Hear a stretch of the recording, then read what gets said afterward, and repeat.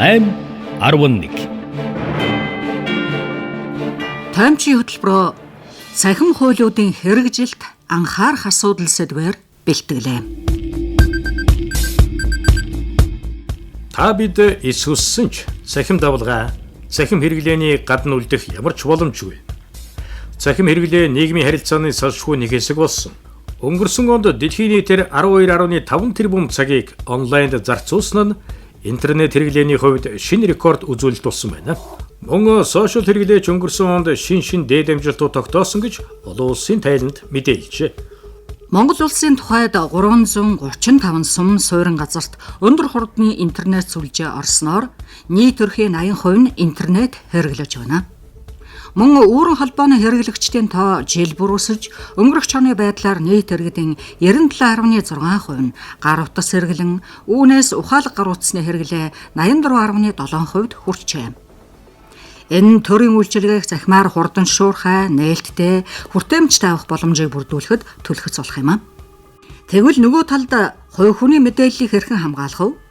Кибер аюулгүй байдал, нийтийн мэдээллийн ил тод байдал гээд хуулийн хүрээнд тусгалаа олсон олон заалтыг амьдралд хэрхэн яаж амьлуулах вэ гэдэгт анхаарал хандуулахаас хуулийн хэрэгжилт ямар байх нь хамаарна гэдгийг салбарынхан онцлолоо.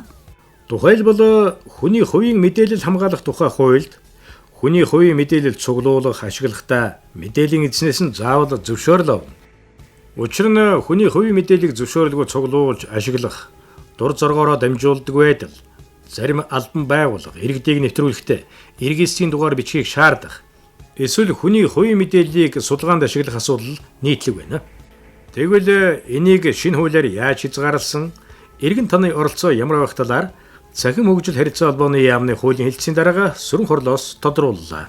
Хувийн мэдээллийг зөвхөн 4 төрлийн нууцаар хязгаарлаж тодорхойлж байсан бол одоо хүний хувийн мэдээлэл хамгаалах тухай хуулиар бас анзаараад харах юм бол тухайн хүнийг тодорхойлж болох энгийн мэдээллүүд, тухайн хүнийг тодорхойлж болох эмзэг мэдээллүүдийг бас ялгаатай байдлаар зохицуулж өгсөн. Өөрөөр хэлэх юм бол энэ мэдээллүүдийг ингэж тусдан зохицуулснараа яах вэ гэхээр тухайн хүний эмзэг мэдээлэл задарлаа цаашаа дамжуулсан тохиолдолд тухайн дамжуулсан этгээд маань хүлээлт хариуцлагын зохицуулалтаас энэ хууль маань бас холбоотой яваад байгаа. За тухайн хүний энгийн мэдээлэл дотор одоо юу харах вэ гэхээр тухайн хүний одоо эцэг эхийн нэр, өөрийн нэр ч гэдэг юм уу, бошин суугаа хаяг байршил одоо иргэний бүртгэлийн дугаар чи тухайн хүнийг тодорхойлж болох энгийн мэдээллүүдийг энд оруулж өгч байгаа. Үүнээс гадна тухайн хүнийг эмзэг мэдээлэл буюу тухайн хүний үндэс ухсаа, шашин шүтлэгч гэдэг юм уу яал эдэлж ирсэн эсэх захидал харилцаа, эрүүл мэнд, биометрик мэдээллүүдийн асуудлууд бас энэ дээр гарч ирж байгаа. Өөрөөр хэлэх юм бол хувийн нөөцийн тухай хууль маань өөрөө 1995 онд боловсруулаад батлагдсан одоо хууль байгаад байдаг. Өөрөөр хэлбэл 30 жилийн өмнөх нийгмийн харилцааг зохицуулж ирсэн хууль. Тэгтэл одоогийн 2022 оныг харах юм бол цахим харилцаа хэрхэн яаж одоо бидний амьдралд нөлөөлж байгаа. Тэр тохиолдлуудыг харах юм бол хүний хувийн мэдээлэл хамгаалах тухай хууль дээр ингээ мэдээллүүдийг илүү өргөжүүлж тогтоож өгсөн. Хүний хувийн мэдээлэл одоо хамгаалах тухай хуулийг харах юм бол ерөнхийдөө энэ хууль маань мэдээллийн эзний эрхийг баталгаажуулсан шинжтэй хууль. Илүү органик. Нөгөө талаасаа нэгэнт мэдээллийн эзний эрхийг баталгаажуулж байгаа бол нөгөө талаас мэдээлэл хариуцагчийг илүү өргөжүүлсэн шинжтэй хууль одоо. Тэгэхээр мэдээллийн эзэн маань яг ямар эрхтэй байх юм бэ? Тухайн мэдээллийг хадгалж байгаа хувь хүн маань ямар эрхтэй байх юм бэ гэдэг маань энэ хуулийн дээр бас тусгаж өгсөн. Өөрөөр хэлэх юм бол хууль зааснаас бусад тохиолдол зайлшгүй зөвшөөрлөө өгнө. Зөвшөөрлөө цуцлана. Өөрөөр хэлэх юм бол энэ маань сайн дурын үндсэн дээр тухайн хүний хүсэл зоригоос хамаарат хийгдэх эрхийн асуудал одоо. За мэдээллийн эзэн маань мэдэх хэрэгтэй байх нь тухайн зөвшөөрлийг өгөөд мэдээлэл өгж байгаа тохиолдолд мэдээллийг хэрхэн ямар зорилгоор боловсруулж байгаа юм бэ? Цаашаа хэрхэн хүнд дамжуулж байгаа юм бэ гэдгийг мэдэх хэрэгтэй байх нь. За алдаатай мэдээллүүд өгсөн байх юм бол төр хувийн байгууллага гэлтгүй мэдээлэл засварлаа өөрчлөлт устгуулах эрх нь бас тухайн этгээд байх нь байна хууль заасны дагуу. За үүнээс гадна бас шаардах эрх байх нь. Одоо өөрөөр хэлэх юм бол хүсвчлэгийн камера одоо миний халдшгүй чөлөөтэй байх эрхийг халдахгүй байршуулаач гэдэг шаардах эрх маань тухайн хүүгэнд байх нь байна. За хууль заасан бусад гэж байгаа. За нөгөө талаас тэгвэл мэдээлэл хариуцагч маань ямар үүрэгтэй байх юм бэ гэж тэ. За нэгэн хуульд үндэслэлийн заагаагүй тохиолдолд зайлшгүй зөвшөөрлийг нь авах ёстой. Зөвшөөрлийг нь авахгүй бол тухайн хүний мэдээллийг цуглуулж боловсруулж ашиглах боломжгүй гэсэн. За нөгөө талаас одоо мэдээлэлээр хангах ёстой байх нь. Өөрөөр хэлэх юм бол нөгөө мэдээллийг ямар үндэслэл зорилгоор цуглуулж боловсруулж ашиглаж байгаа юм бэ гэдэг зүйлээр мэдээлэлээр хангах нь байна, тайлбарлах нь байна, мэдээлэл өгөх нь байна. Тэгэхээр хуулийн дээр маань бас хоёр ялгаатай тогтоож өгсөн. Ямар үндэслэлээр төрийн байгууллага хүний хувийн мэдээллийг цуглуулж боловсруулж ашиглах юм. Хүн үеийн этгээд ямар тохиолдолд мэдээллийг цуглуулж боловсруулж ашиглах юм бэ гэдэг үндэслэлийг тогтоож өгсөн. Хууль заасан үндэслэл байх юм бол мэдээллийн эзний мэдээллийг цуглуулж боловсруулж ашиглана. Бусад тохиолдолд мэдээллийн эзний зөвшөөрлийг зайлшгүй авах ёстой. Мэдээлэл өгсөн эзний эрхийг илүү баталгаажуулсан хууль гэж ойлгож болно. Мөн нөгөө талаас мэдээлэл хариуцагчийн эрхийг үүргэжүүлсэн байна. Миний мэдээллийг хаана юунд ашиглав, хэнд дамжуулав гэд иргэн та хяналт тавих хэрэгтэй. Харин мэдээлэлд хариуцагч таны мэдээллийг зөвшөөрөлтөй авсан эсэх, мэдээлэлээр хангах, тайлбарлах, мэдэгдэл өгөх, устгах, аюулгүй байдлыг хангах гэд хэд хэдэн үүргийг төрийн байгууллага болон хувийн хвшлийн байгууллагад хүлээх. Хувийн нууцтай байх, түүнийгээ хуулиар хамгаалуулах эрх нь Монгол улсын үндсэн хуульд тусгасан халдшгүй чөлөөтэй байх эрхийн нэг хэсэг. Иймээс мэдээллийн технологийн хөгжил болон орчин үеийн шаардлагад нийцүүлэн хүний хувийн мэдээллийг хамгаалах асуудлыг хуулийн хүрээнд тусгасан байна. Үндэсний дата төв рүү өдөрт дунджаар 66 сая орчим хандлалт орж ирдэг. Энээс 14.6 сая орчим нь халдлагын шинжтэй гэж бүртгэгдсэн байна.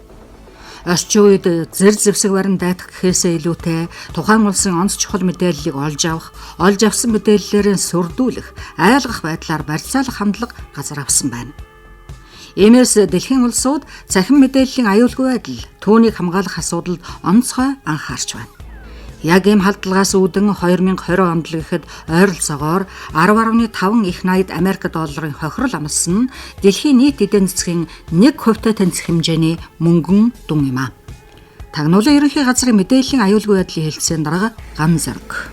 Тагнуулын байгууллага бол яг энэ төрийн мэдээлэл харилцаа холбооны аюулгүй байдлыг хангах чиглэлээр бол тодорхой бусад хууль заасан чиг үүргүүдийг хэрэгжүүлж явж байгаа. Төрийн байгууллагын мэдээллийн аюулгүй байдлыг хангах эрсдлийн үнэлгээ, төрийн байгууллагууд хэрэгжиж байгаа төсөл хөтөлбөрүүдэд өгүүл санал өгөх, мөн тоног төхөөрөмжийг шалган баталгаажуулах чиглэлийн ажлууд хийж байгаа. Тэгэхээр энэ кибер аюулгүй байдлын тухай хуулиар бол тагнуулын байгууллагын тэр дундаа мэдээллийн аюулгүй байдлын газрын өмнө хийж хэрэгжүүлж ирсэн чиг үүргүүд бол эрх зүйн бас баталгаа болж өгсөн. Юугаа хамгаалдаг юм бэ гэдгийг бол нэлээд судалсан. За онцгой мэдээллийн дэд үстэй байгууллагын аюулгүй байдлыг л ер нь улс орнууд хангадаг. Онцгой мэдээллийн дэд үстэй байгууллагын эрхэн тодорхойлд юм бэ гэдэг хууль боловсруулж явах үед бид нар 10 гаруй орны бол хуулийг судалсан. Тэгэхээр тухайн улсууд бол ер нь онцгой мэдээллийн дэд үстэй байгууллага гэдгийг салбараараа зааж өгдөг. Тэгэхээр энэ хууль дээр бол 17 салбар бол онцгой мэдээллийн дэд үстэй байгууллагад хамаарч байгаа. Тэгэхээр энэ онцгой мэдээллийн дэд үстэй байгууллагын кибер аюулгүй байдлыг хангах зохицуултыг бол энэ хуулиар босгож өгсөн. Тэгэхээр энэ дээр бас нэмээд хэлэхэд онцгой мэдээллийн дэд үстэй байгууллага болон төрийн мэдээллийн нэгдсэн сүлжээ рүү чиглэсэн кибер халдлагыг бол тагнуулын байгууллага мөрдөн шалгахын чиг үүргийг авсан байгаа. Тэгэхээр энэ эрсдлийн үнэлгээний биелэлт бол 27% буюу туйлын хангалтгүй төвшөнд бол гарсан. Кибер аюулгүй байдлын тухай хуулиар энэ эрсдлийн үнэлгээ хийх, онцгой мэдээллийн дэд үстэй байгууллага болон төрийн байгууллагт хэн кибер аюулгүй байдлын эрсдлийн үнэлгээ хийх үү,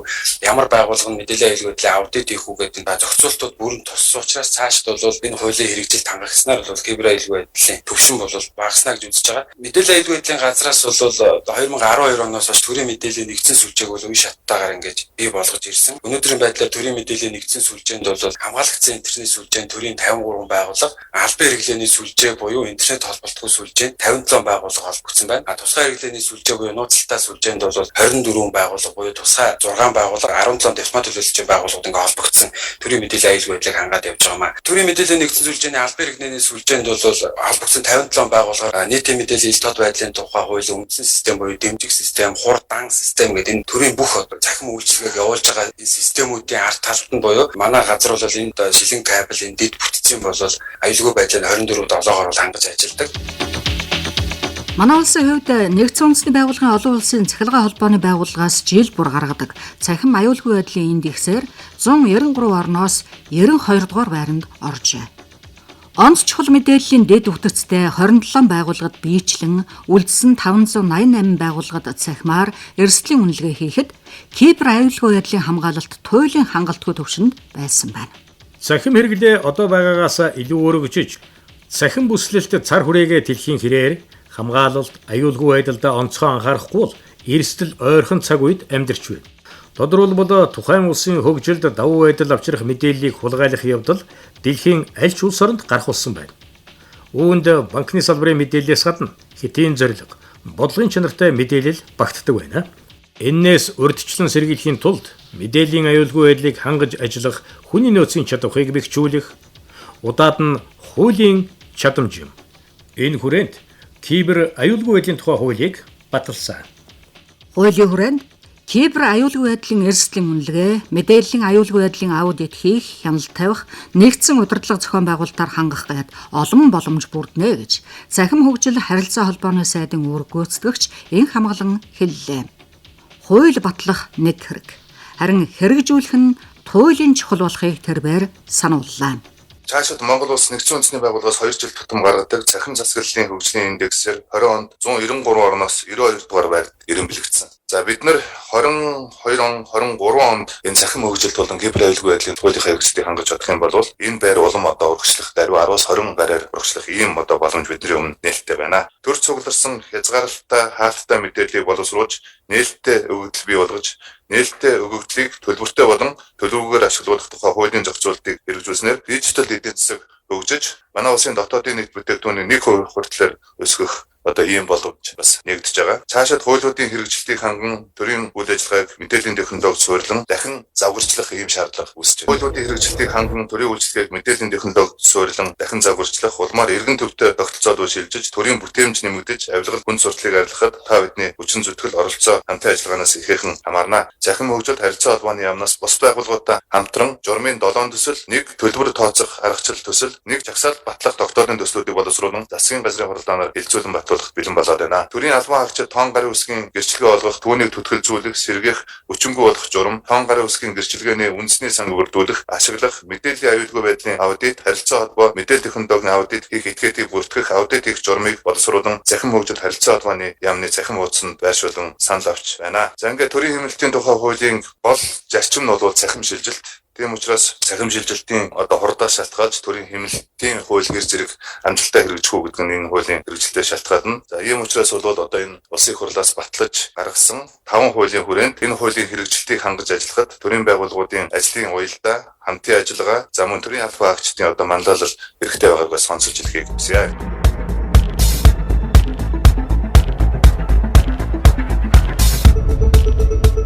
Төрийн онц чухал дэд бүтэц гэдэгт мөнгө санхүү, хэтийн зорилго, цэрэг цагдаагийн тоо, байршил, цаашлаад бидний мэдэхгүй төрийн харах хайрцагны бодлого хамаарна. Техникийн дэвшлээс гадна түүнийг ажилуулах боловсон хүчнээ бэлтгэсэн цагт энэ эрсдлийг бууруулна. Харин таслан зогсоох боломжгүй. Дэлхийд хөгжлөөрөө төвчээлдэг Америк нэгдсэн улсын холбооны мөрдөх товчоо 1 жилд 1.5 их найд Америк долларын хохиролтой 300 мянган орчим хэрэгдээр ажилдаг байна. Ийхүү гэмтэрэг илрүүлэхээс гадна нөгөө талд урьдчилан сэргийлэх, боловсон хүчнээ бэлтгэх онцгой шаардлага улс орнуудын өмнө тулгарчээ. Манай улсын тухайд эх 2 жилд ойролцоогоор 20 орчим мянган мэргэжлийн инженерүүд зайлшгүй шаардлагатай гэсэн судалгаа байна. Ирээдүйд улс орнуудаа цахим гэмтэрэгтэй тэнцэхгүй бол их хэмжээний хохирол амсна гэж олон улсын шинжээчид анхааруулж байна. Багада урьдчилан сэргийлэх ажилд 17.4 тэрбум бүтээгдэхүүн үйлчилгээнд зарцуулах хөрөнгө 1 их найд Америк долларт хүрнэ гэж тооцжээ. Монголчууд бид төрийн байгууллагуудын мэдээллийн систем, сүлжээний нууцлал, аюулгүй байдал, хамгаалалтын өнөөгийн нөхцөлөө ганц хуулинд найдад орхих бус дор бүрнээ чамбаахан ажиллахгүй бол их хэмжээний хохирол амсхийг өгөөсгөх аргагүй гэдгийг олон шинжээчид сануулж байна. Таймчийн хөтөлбөрөөр цахим хуулиудын хэрэгжилт анхаарах асуудал сэдвээр хүргэлээ. Бэлтгэсэн сэтгүүлч Зол Заяа, найруулагч Баясгалан, нэвтрүүлэгч Идэр Чулуун, Цэвэлмаан.